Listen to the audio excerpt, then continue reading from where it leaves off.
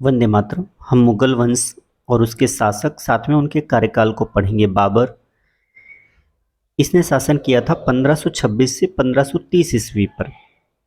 इसे कलंदर की उपाधि दी गई थी और पानीपत के प्रथम युद्ध से बाबर ने भारत में अपने कब्जे जमाए थे।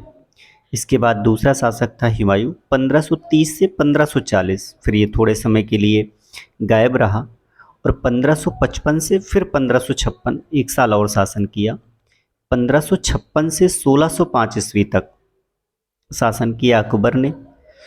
1605 ईस्वी से 1627 ईस्वी तक शासन किया जहांगीर ने।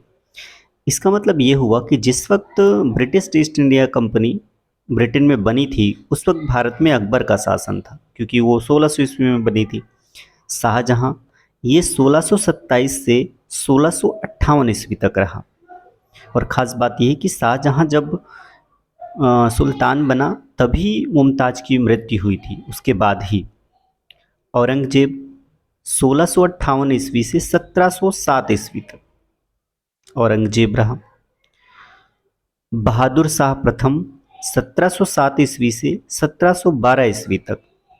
जहांदार शाह 1712 ईस्वी से 1713 ईस्वी तक।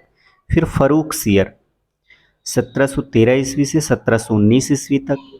फिर मोहम्मद शाह उर्फ रंगीला 1719 से 1748 ईस्वी तक।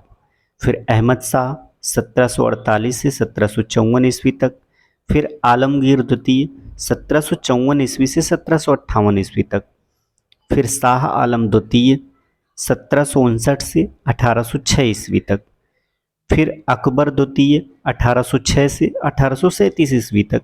फिर बहादुर शाह द्वितीय, जिन्हें बहादुर शाह जफर भी कहा जाता है, 1837 से 1857।